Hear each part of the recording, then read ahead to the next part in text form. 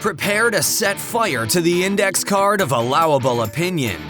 Your daily dose of liberty education starts here. The Tom Woods Show.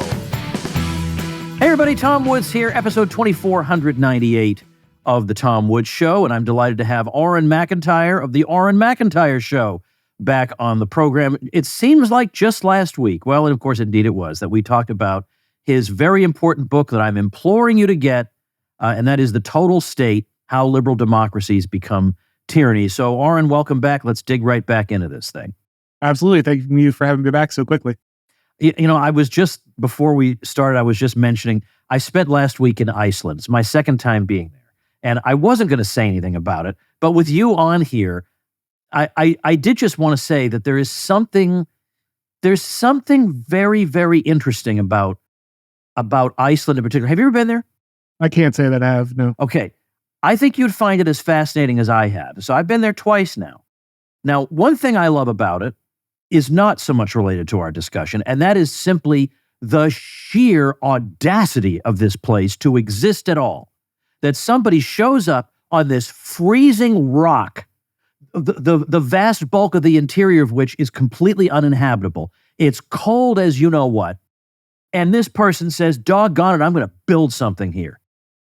And you go there now, and holy cow, they did. You know, against all odds, right? I mean, against it's a testament to brute determination and human ingenuity put together. But the thing that's more relevant here is that even though the people I meet there are typically, you know, progressive, lefty, kind of Scandinavian model type people, by and large, they love their little patch of land. And they know the history, and they know the Norse mythology, and they know their origins, and they're delighted that that they have this settlement museum that shows the exact spot where the very first person lived. I mean, they're attached to it. They love it. And the thing is, despite, yes, I would want to change a lot of things. The taxes are ridiculous. We all know that. But there's a certain level on which it has to be admitted the thing works. You know, the society works. And you know, and I don't even know what further comment I have, but I think you would find it interesting. Yeah, it really is the realization that what makes a society work isn't ideology. It's not the fine-tuned engineering that you build into the structures of the society, but it's the shared belief, the shared identity, the shared way of being of those people. And what might be working for some place like Iceland probably wouldn't work for the United States, and you wouldn't want it here. But that doesn't mean you don't respect the fact that simply because they have a functional society, because it's close-knit, it shares that identity, and it's pursuing the same moral good, you can still recognize the value of that without saying, I would wholesale import the ideology into the United States. Right. And incidentally, I had lunch with a friend there who is pretty, sound in his political judgments, let's say. But he said, well, one thing, we have about 50 homeless people in Reykjavik, not 50,000, because I don't know, Reykjavik doesn't even have 200,000 or even 150,000 people, I don't think.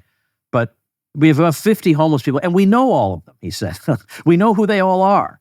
We know their backstories. Right. And so and even our left-wing tour guide, in fact, to one of my, I have two email lists, and to one of my newsletters, I sent a newsletter issue last week, the subject line, Our Commie Tour Guide, which got some people to open up.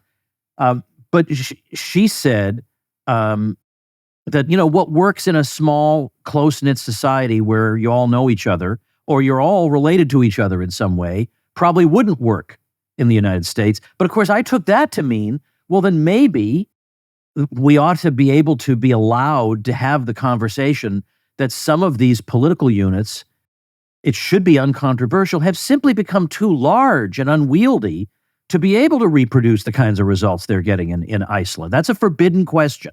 The boundaries of most places, especially the United States, were handed down from heaven. Now, it's okay for the United States to expand, of course, right, and move westward and then grab Alaska and Hawaii. Nobody ever objects to that.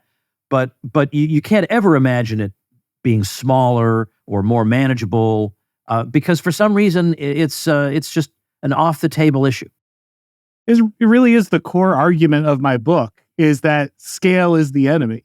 And everybody wants to talk about, COVID policy and should we pursue democracy more effectively? Should we become a monarchy? Like, people want to talk about systems. They want to talk about the way in which we can kind of reorganize the political structure, when the entire point of the book is like, no, the problem is the scale of the political structure. And until you address that, you will just run into different problems all lining up under the same issue of scale of organization.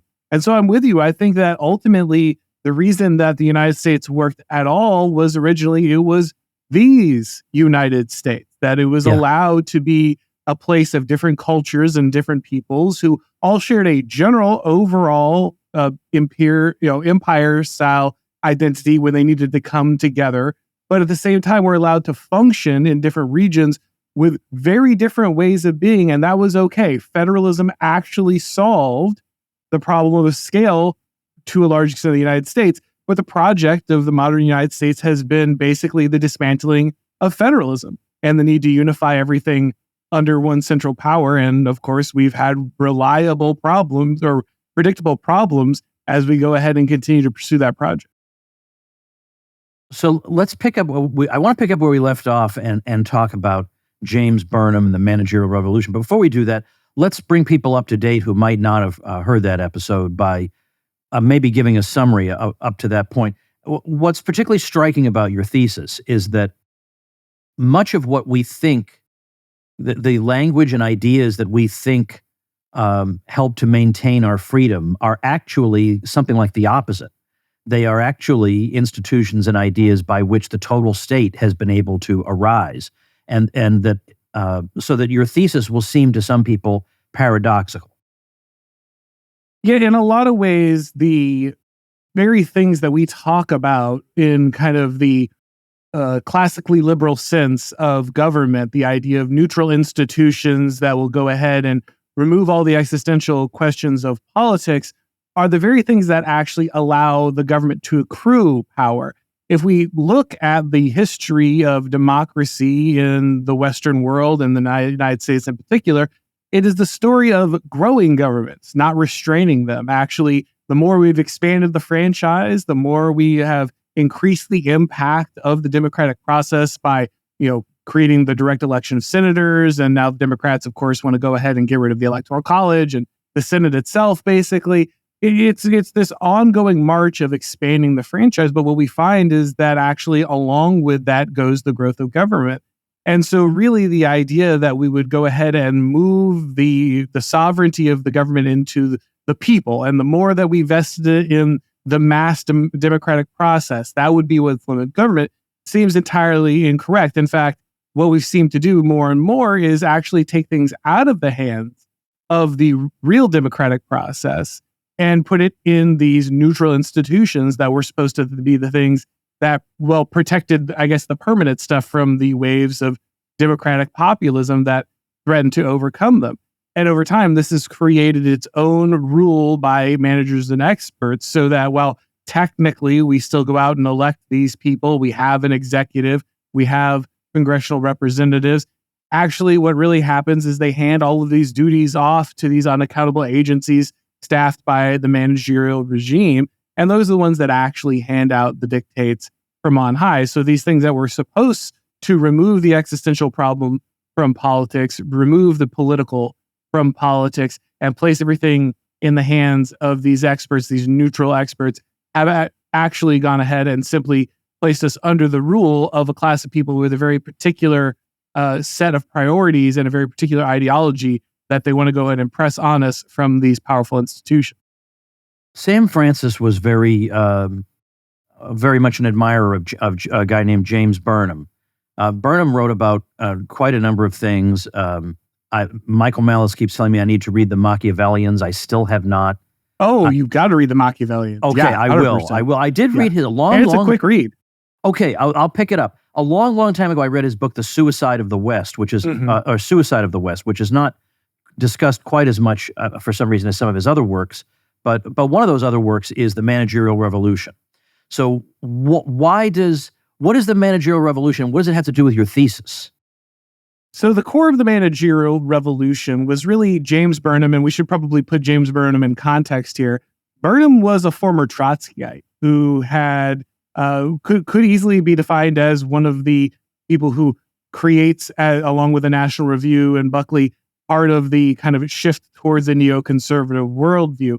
But he has a much deeper understanding of the political situation as he's studied all of these things in depth. And one of the things he does, for instance, with the Machiavellians, is bring the idea of political realism, the school of the Italian elite theory, into his political analysis. The Machiavellians is in many ways a primer to Italian elite theory.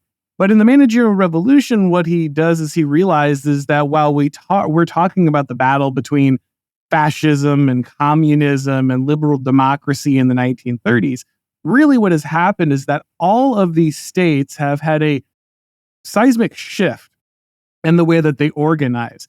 Rather than organizing in classical political structures, because of the impacts of the Industrial Revolution and the necessity for mass production and mass consumption, and now the availability of mass propaganda through mass media, all states had shifted into what he called a managerial regime. Now, the fascist and communist regimes were much harder managerial regimes. We can see that from the outside, right? We can notice the gulags, we can notice the jackboots, we can see the Politburo, we can see that there was a very direct and enthusiastic manipulation from the top on how those societies should be ordered so that they could go ahead and take a advantage of the basically machinery of modernity that had been produced that all states now need to be involved in. But the one that's not like the others is liberal democracy. And lots of us think that liberal democracy escaped this fate, but actually it's just another form of managerialism. It's a softer form of managerialism. And it turns out actually that form of managerialism is far more resilient, because while we don't have the ironclad, the full-on lion-style force that characterizes fascism or communism, it turns out actually the desire to nudge people rather than to shove them is actually a much better way to continue to manage them over time. And in all of these managerial regimes, they all wanted to go ahead and centralize power. They wanted to go ahead and coordinate economies. And most importantly, they wanted to go ahead and coordinate culture. And so in the liberal democracies, we had a different way that we went about that. We went ahead and, again, had more of a nudging than a shoving regime, but we still did the same thing of reliably moving the power of classical political forces into these managerial structures. And so these people who are college educated, who learned the science of manipulating large bureaucratic institutions, became our de facto ruling class. Anybody who wanted to rule needed to become part of the managerial elite. They needed to learn a managerial skill set. They needed to absorb the managerial ideology, and they needed to expand managerial structures, which is why everything in our society now operates on a mass bureaucratic setup. Even churches now just turn into mass bureaucracies, right? These things that were once sacred spheres that had a very specific way in which we would order themselves, all rely on this mass bureaucratic structure. And because we now have this one uniform organizing structure across all of our different social spheres, we then have one unified set of people who run all of those things. So whether it's a pastor, whether it's a general, whether it's a CEO, or whether it's a government official, they all operate the same way. They all operate as part of the managerial regime. Hey, folks, just when you thought there were no further ways old woods could improve your life, along comes another one. Father's Day's coming up. You could get Dad the same old gift that you get him every year, that everybody else gets him, or some other knickknack to put on a shelf somewhere, or you could get him what he really wants, and that is steak. The Father's Day experts at Omaha Steaks, where the Woods family has been getting steaks for at least 12 years, have made it easy to put a smile on the big guy's face this summer with hand-selected gift packages starting at just $89. Just go to omahasteaks.com, use promo code WOODS at checkout for an additional discount when you shop gourmet gift packages for Father's Day. With Omaha Steaks, the possibilities are endless. Endless flavor, endless variety, and endless value. Truly, they have perfected more than steak, and your dad is guaranteed to love every bite. Pick from premium proteins like the juicy pork chops, air-chilled chicken, and beefy burgers. Go to omahasteaks.com, use promo code WOODS to get an exclusive savings. Shop for unforgettable gifts that are guaranteed to make Dad's day. Because if there's one thing Omaha Steaks knows, it's that dads want steak. That's omahasteaks.com, promo code WOODS at checkout to save on exclusive packages starting at just $89. At what stage, can we try to do a timeline, or at least when would we say this phenomenon begins to develop? Like, what decade in the United States would you say that a managerial elite begins to form and then becomes conscious of what it can accomplish? So, of course, you can go back to like the Pendleton Act, and you could say like this is where you lose the ability to have the spoil system, and government bureaucrats become a profession rather than a consequence of real politics.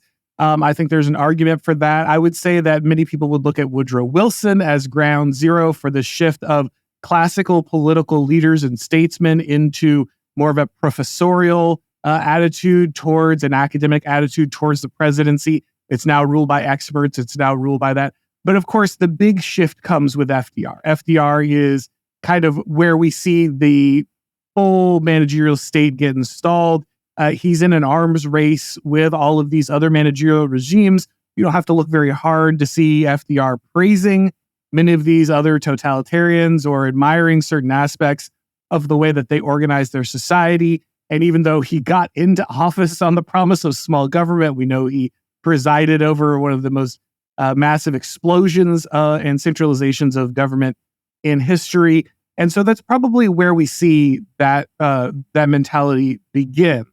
I would say that over time, and Sam Francis lays this out in his book, that the managerial elite starts to gain a particular consciousness as they recognize that their incentive structure is diverging from kind of the bourgeoisie that had created the institutions they were operating.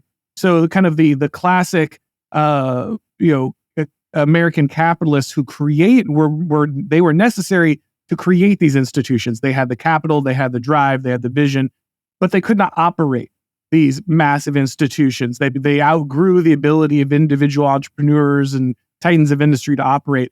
And they slowly handed these things over to managers. And once the managers saw that their interests were no longer aligned with that old version of American capital, they decided to go ahead and create a new, and again, this is not a conscious effort. No one sat down and had like a 12 points of how the managers will now capture these institutions. But it's a simple consequence of the structures and incentives that are created in mass managerial institutions, mass bureaucracies. And so slowly over time, they separated. And this is, in Sam Francis, he has very interesting chapters in Leviathan and Its Enemies about how the new left and managerialism were actually aligned. They actually had similar goals in their desire to demolish the bourgeoisie order, but they were at odds with each other because the new left wanted to do it more radically and more quickly, as where the managers understood it needed to be done more slowly and through an embrace of things like capital. And so eventually that's why we see kind of the synthesis of these two groups over time. That's why now the radical leftists have no problem aligning with Bank of America or Target or any of these organizations that they would have called Satan just a few years ago. That's because ultimately they are still dismantling the same old power structure, and they had the same directional trend towards their beliefs, even if they had an ideological difference on perhaps how that all shook out.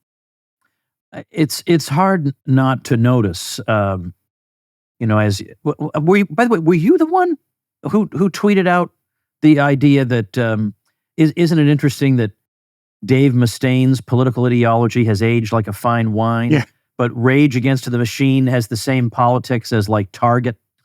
Yes, yeah. That was you?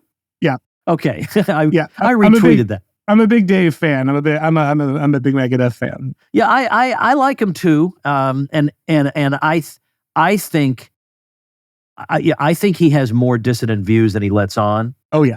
And another guy I find interesting, by the way, in parentheses, is Morrissey, who was very good on COVID stuff and thought it was all BS.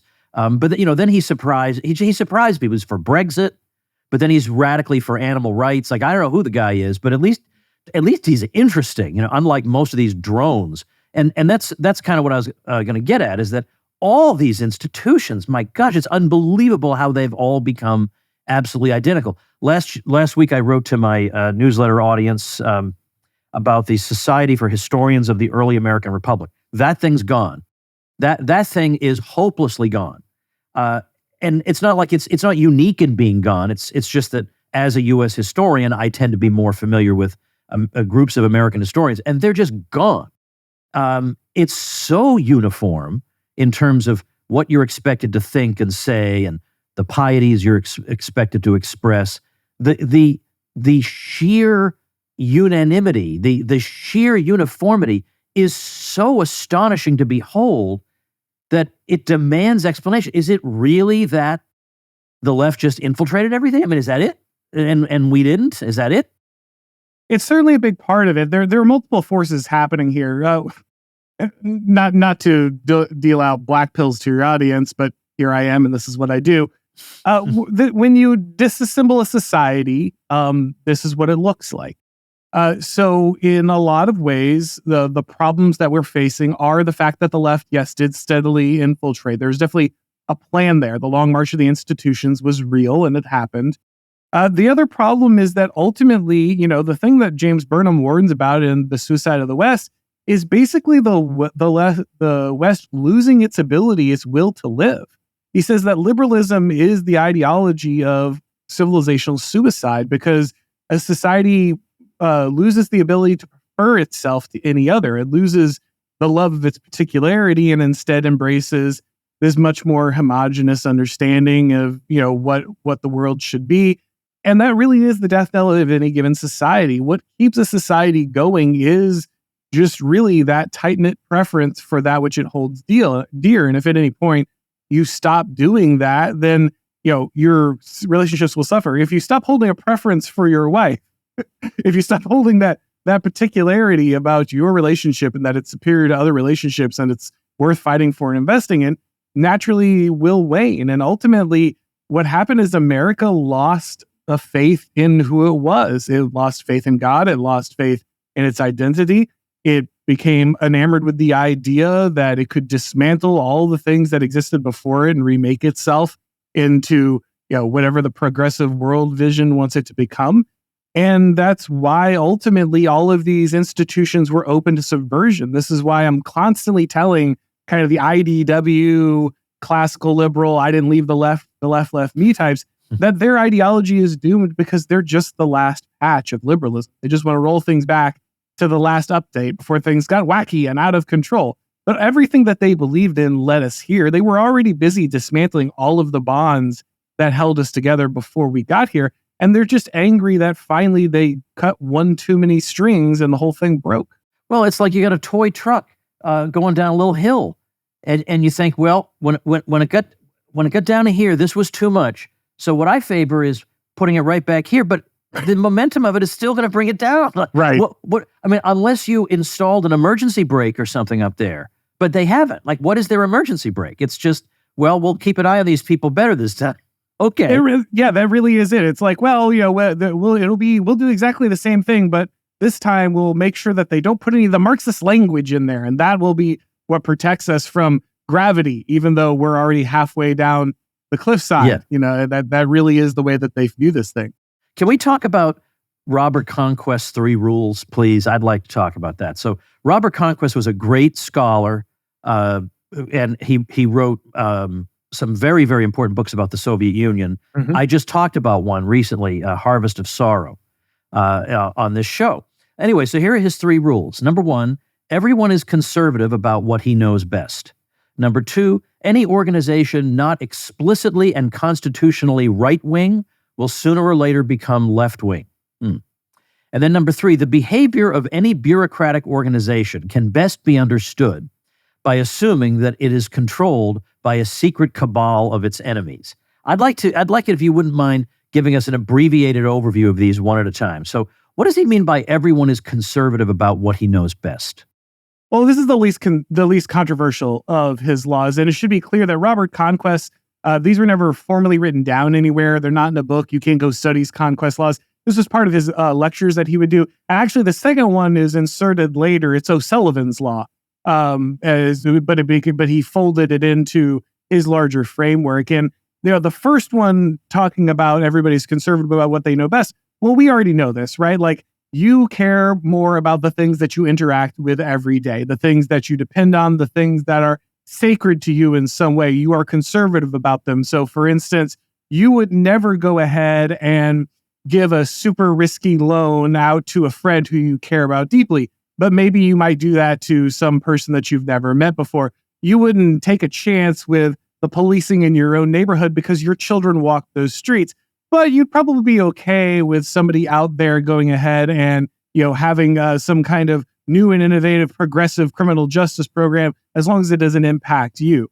You are less likely to take risks and more likely to be conservative about the things that you hold dear, that you rely on, that you know best. Oh, and as you say, that's fairly uncontroversial. Right. But I have to say, the second one, it's the one that I really find quite compelling because I've seen it happen. I've seen it. We've all seen it. We've all lived through it. Right. That if an organization is, and if an organization is not explicitly right-wing, it eventually becomes left-wing. And I know there are organizations out there where they want to say, but we don't want to be, we want to be, different from both of them. I see where that's going. I'm just sorry. I've been around long enough. I know where that organization is going. Yep. We don't want to take us to, we're different from both of them. And you know what? I mean, in some ways, I am a little bit different from both of them. Yes. I mean, in that I think most conservatives today don't know, wouldn't know Edmund Burke from Charles Schultz. They're in no way actually conservative. Yeah, right. So, I mean, I have trouble fitting in with those people because they're more interested in what their favorite radio host just said than in anything that's going to matter. So they make me crazy. I don't need to explain why the left makes me crazy. So there are times when I say, well, I'm a third thing. But in general, what I try, when I'm getting in that kind of cynical mode, I try to bring myself back and say, a lot of those people listening to those radio shows are just like you were, old Woods, when you were 21 years old and a stupid dope, but your heart was in the right place, but you're in a sea of misinformation, if I may use that word, and you're just doing your best to try to figure things out, and somebody came over and explained it to you. That's your job to go do that to them, instead of the whole, I have just as little in common with this person as I do with the person destroying society. That's not true. I feel sorry for this person who's trying his best, but he got the issue of he's not quite sure about whether he should support this person or that. Yeah, I can overlook that. But anyway, give me your analysis though of this law, because as I say, even if you hadn't lived through examples of it happening right underneath your nose, there's something about it that when you hear it, it just resonates immediately. Like, yeah, that's true. Now, why is that?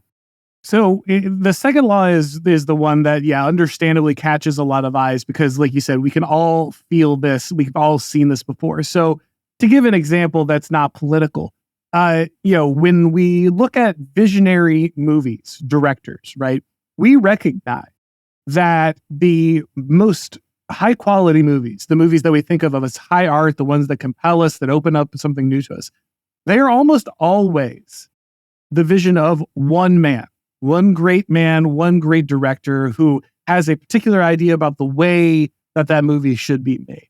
And we also recognize that movies made by committee, movies that are spread across, a bunch of studio notes and everyone's getting involved, are almost completely mediocre. Like they never turn out well.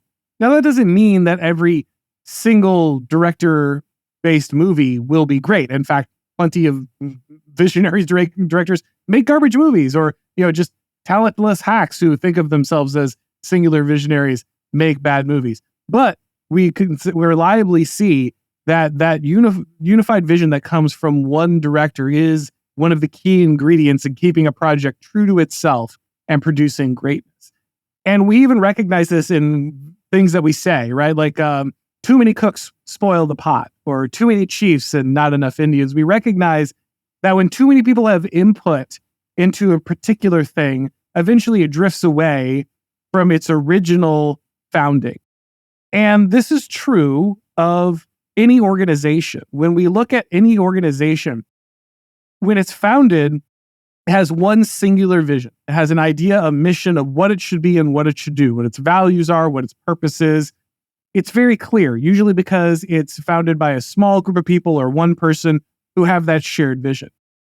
But over time, if a vision is not maintained, if there's not a very, very strong incentive to protect that identity and that idea, that vision and that focus, inevitably what happens is that multiple people want to get involved in the discussion. And they all have different ideas about what it should be and where it should go. And that shift is left-wing in its nature. Because what Conquest really understood, like the beauty of these laws, the thing that really, when you look at it, explains so much, is he recognized leftism as entropy. That all civilizations begin in a specific state, all organizations, all things exist in a constitutionally right-wing manner. They are a specific thing, and they have specific axioms, fundamental truths on which they base the idea of their existence, and a shared moral vision that points them towards where they need to go. But over time, if that is not protected, then slowly but surely, that vision is picked away at. And all of the power, all of the control that people want to take over the organization sits to the left, because that's where you break down, it's where you unspool identity. That's where you go ahead and pick apart all those things that made the organization what it is. And instead of being an organization that makes this one thing or serves this one group, we say, well, what if it was for everybody? What if we could expand out and do all these things? What if we could add all these other things that aren't part of the original mission? And as you expand that out, you inevitably drift leftward. And so if an organization is not constitutionally right-wing, if it is not gatekeeping itself at all times and in all situations, eventually the natural pull of organizations will drag it to the left. In the same way that if you don't constantly weed a garden and tend it and make sure that it's not being overtaken, eventually nature will simply claw back in, because entropy comes for every organization, every civilization, every people. If you don't continually guard and reinvigorate and identify as what you are and what you should be and what you should be doing, eventually you will be pulled leftward in your orientation. Hey folks, quick message from Virtual Storefronts. If you own a local business and you know you should probably be online, but you have no idea where to start and you're sure you can't afford it, then Virtual Storefronts is for you. They help local businesses get online faster and quicker than ever before, and they focus on getting local results in the search engines. You just set it and forget it. You set up keywords that match items you sell, and the Virtual Storefronts backend handles the rest. No maintenance or upkeep required. So you name it. Restaurants, boutiques, salons, farmers markets, food trucks, art galleries, gift shops, event services, lawyers, insurance agents, cleaning, landscaping, whatever you can dream up. Any locally owned, non-major franchise that is 12 or fewer locations business that maintains regular hours and serves the public in a local area is qualified to create, maintain, and communicate with the public with a storefront at virtualstorefronts.com. Absolutely fantastic. Check it out. Get all the details at virtualstorefronts.co. That's virtualstorefronts.co. I'm curious to know if you consider yourself, because you did use the term black-pilled earlier, which one of the pills do you identify with most? And it can be different in the short run and the long run, because I have read your book.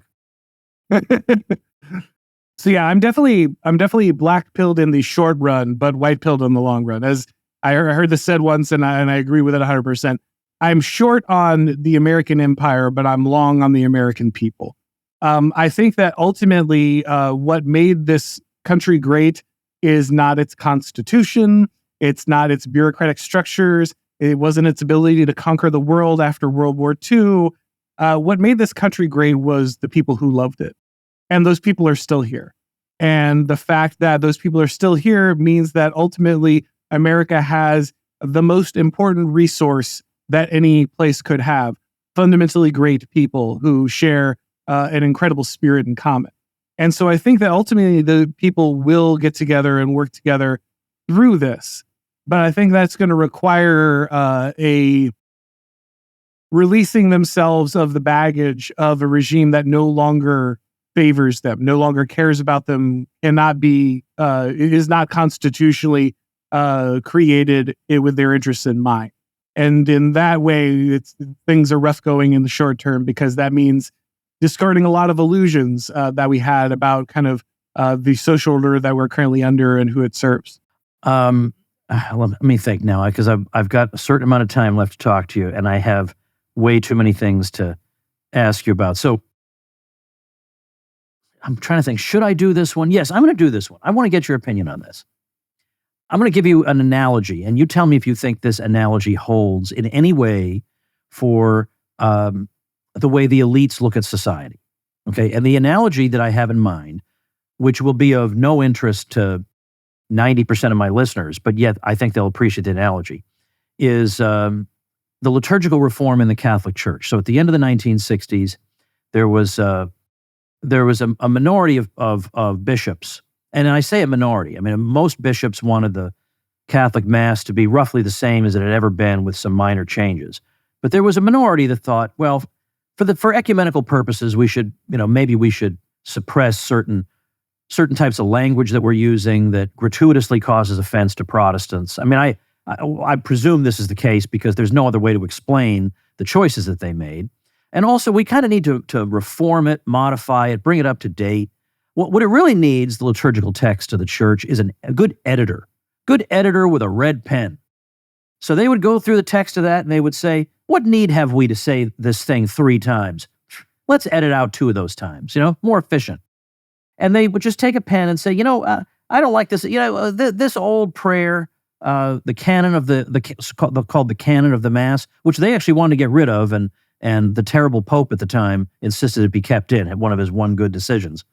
But let's give priests 3 more options, and then 5 more remote options, and these options were basically written by a committee. Let's sit down and think about how we should explain didactically to people in the pews what's happening here. We'll put that in as a thing, and then we're going to rearrange pretty much the whole calendar.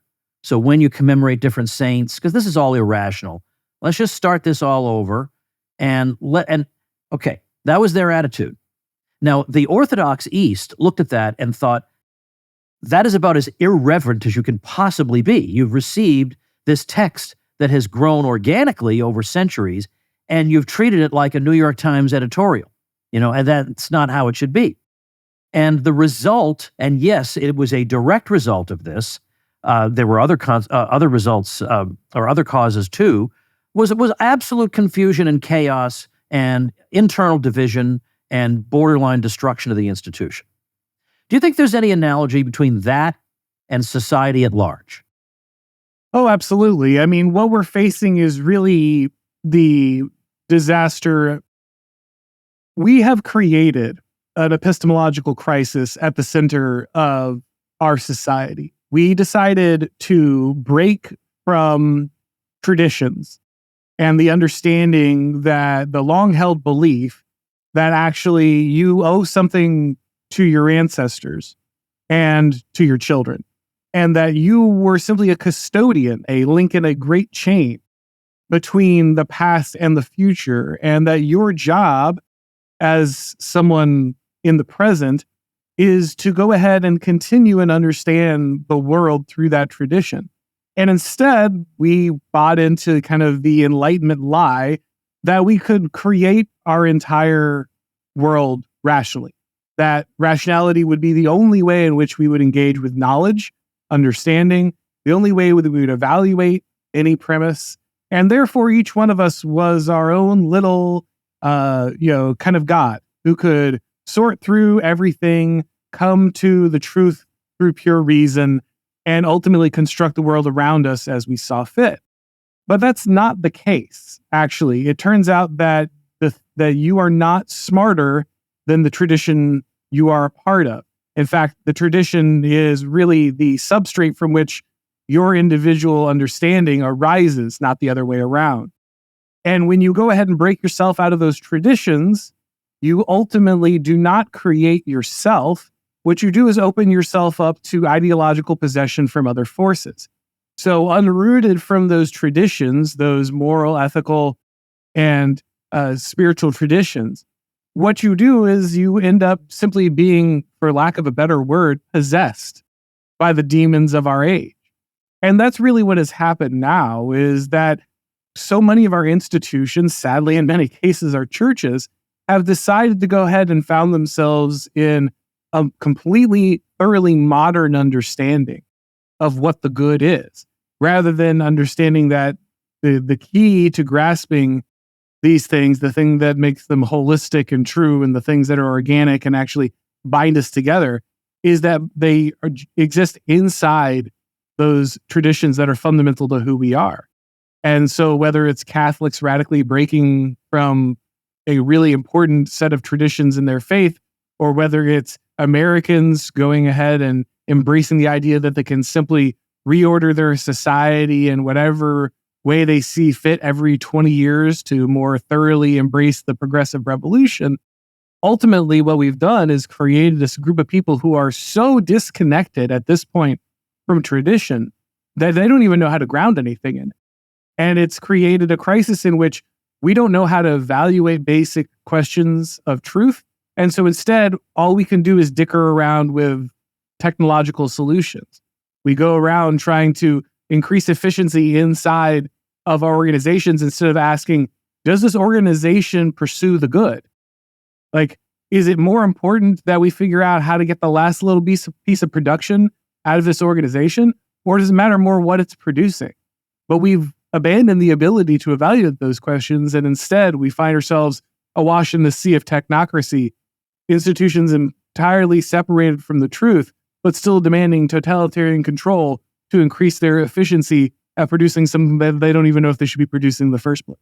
You have a chapter where you run through a few possible outcomes, like where this is all headed, and I'll leave people to read the book to find out about those. But I am quite fond of the expression, the only way out is through. And you use that as the title of your final chapter. How does that apply to our situation? Yeah, I borrowed that one from the philosopher Nick Land, but I think the really important thing to recognize is that we're in a situation where we cannot go back.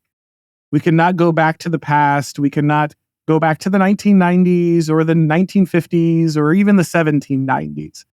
Those people are gone. That way of being is gone. And what I'm saying here is not that we radically need to abandon these things. I am not a conservative in the political sense. I wouldn't describe myself as a political conservative. But I am constitutionally conservative. And in that way, I don't mean like with the Constitution. I mean, right. This is my nature. I am not a revolutionary. Like one of the main reasons that I think people like talking to me is that I say difficult things, but with the understanding that I want a link to the past. I want to preserve identity. I want to preserve a way of life. I want to preserve a tradition. And so when I say I can't go back, I don't mean that we should not carry those things of who we are into the future. We are Americans. We are people who are descended from the Anglo tradition. We are people who have changed that in a fundamental way and made it our own. We are people who are deeply rooted in a faith and a way of being if we go back and understand ourselves. And I think that should be carried into the future. But it also means that we probably will not return to some idealized version of the managerial regime from a few decades ago. The managerial regime is done. It has reached the end of its utility. It had a really good run. It had a very impressive achievements. It created an incredible amount of military advancements and conquest, and created an amazing amount of material wealth. It created all kinds of scientific and other advancements, and it also did really horrific things, and it conquered the world. But its time has come and gone. It's reached the end of its utility. And what we're seeing is kind of its final failure as it reaches the edges of its ability to maintain its hegemony. And that means that we're going to have to go through something here. We can't go back. We can't go around. We can't avoid it.